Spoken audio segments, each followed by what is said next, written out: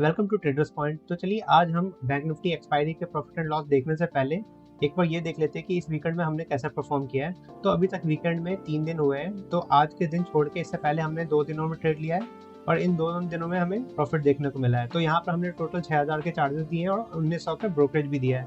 तो यहाँ पे आप देख सकते हैं सितंबर मंथ में हमने टोटल 3 डेज में लॉस भी देखा है। हम वीकेंड पर अपने कंप्लीट मंथ का एक बार एनालिसिस करेंगे और चलिए इसी के साथ हम देखते हैं कि आज हमने बैंक निफ्टी एक्सपायरी पर कितना प्रॉफिट या लॉस किया है।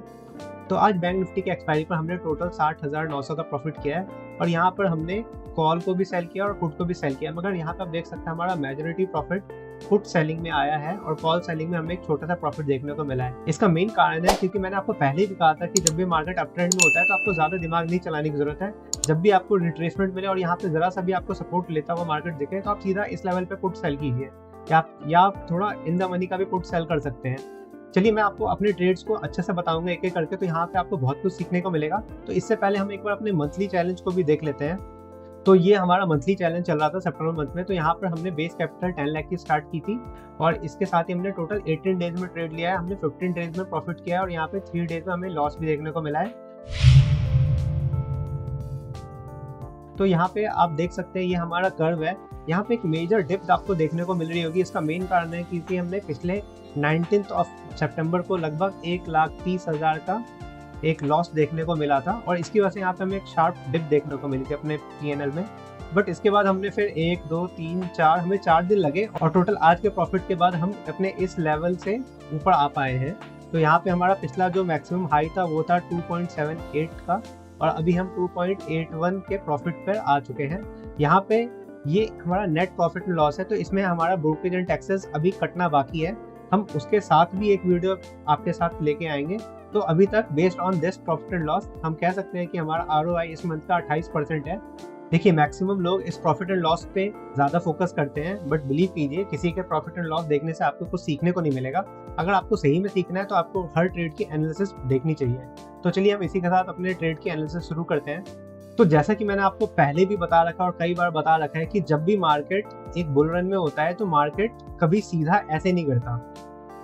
अब देखिए यहाँ पे आपको कुछ बातें सीखने को मिलेंगी।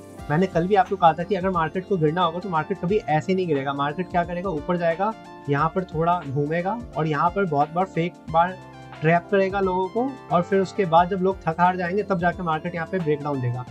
तो मार्केट ऐसे काम करता है। तो यहाँ पर भी लोगों ने क्या देखा होगा, देखिए यहाँ पे ये सपोर्ट एरिया था, मार्केट ने कल भी सपोर्ट लिया, पहले भी इससे पहले इस जोन पे सपोर्ट लिया था और आज मार्केट यहीं पे गैप डाउन खुल गया सीधा।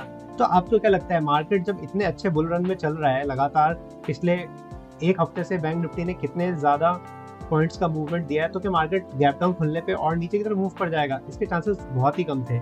और हुआ ये था कि मार्केट ने इस सपोर्ट जोन को ब्रेक डाउन दिया था और साथ ही में मार्केट इस ट्रेंड लाइन के भी नीचे खुला था। समवेयर इसी जोन पर मैंने एक चलती ट्रेन में अपना ट्रेड लिया था क्योंकि यहाँ पर कन्विक्शन थी कि मार्केट नीचे नहीं जाना चाहिए। और इसी कन्विक्शन के बेसिस पर, क्योंकि मैं आपको बार बार कहता हूँ कि बुल रन में आप पुट सेल आराम से कर सकते हैं जब भी आपको जरा सा भी मार्केट सपोर्ट लेता हुआ दिखे सपोर्ट जोन पे, और ये एक फॉल्स ब्रेकडाउन का सिनेरियो था। तो इस वजह से मैंने इसी लेवल पर 54,100 के पुट को मैंने सेल किया था।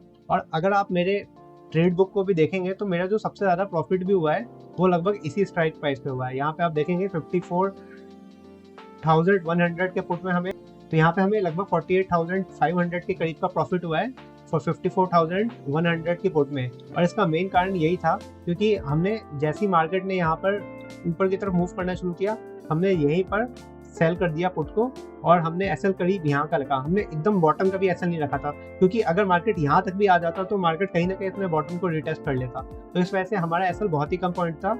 हमने लगभग 30 पॉइंट के करीब का स्टॉप लॉस लेके चला था इस ट्रेड में।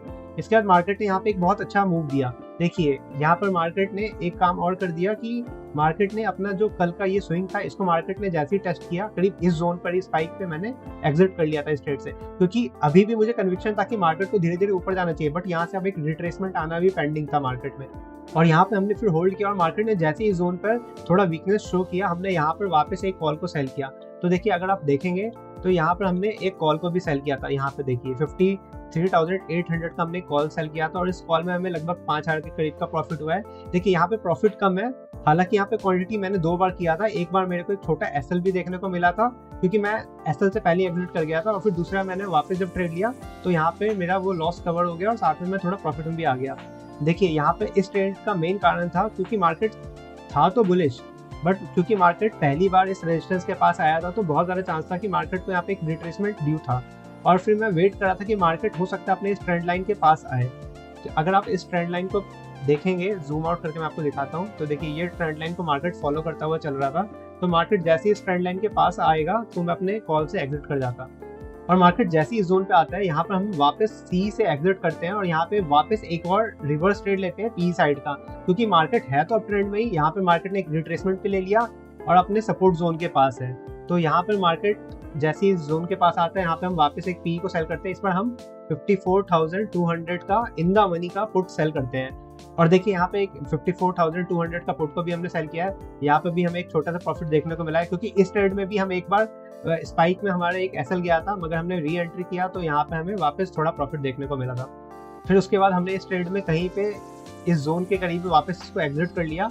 तो हमारा बैंक निफ्टी का आखिरी ट्रेड था, हमने इस जोन पर बैंक निफ्टी में पीई को सेल किया था, और करीब थोड़ा सा ऊपर आने पे ही हमें टारगेट आ गए थे क्योंकि मैं ज़्यादा पॉइंट्स के लिए बैठा नहीं था, मुझे बस इस ट्रेड में थोड़े से पॉइंट्स चाहिए थे। तो मैंने यहाँ पर लगभग 30 पॉइंट्स को बुक किया और फिर उसके बाद मैंने आज की ट्रेड क्लोज कर दिया। देखिए जैसा कि मैं पहले भी बताया था कि मार्केट इतनी आसानी से अप ट्रेड में गिरता नहीं है, तो देखिए आज मार्केट ने वही काम किया। मार्केट यहाँ पे रेंज मोड हो गया और बहुत ज़्यादा चांसेस है कि मार्केट आज 54,000 को सपोर्ट बना के चलेगा, क्योंकि अगर आप यहाँ पे देखेंगे ऑप्शन चेन में तो 54,000 पे बहुत ज़्यादा पुट राइटिंग है। यहाँ पे आप देखेंगे तो देखिए 2.24 करोड़ की पुट राइटिंग है। तो मार्केट, मुझे तो डाउट है कि मार्केट यहाँ पर नीचे आएगा। तो इसी के साथ हमने बैंक निफ्टी के एक्सपायरी पे लगभग 60,000 के करीब का प्रॉफिट बनाया है। हम इसी तरीके से आपके साथ अपने प्रॉफिट एंड लॉस शेयर करते रहेंगे। Thank you for watching the video, do like and subscribe the channel.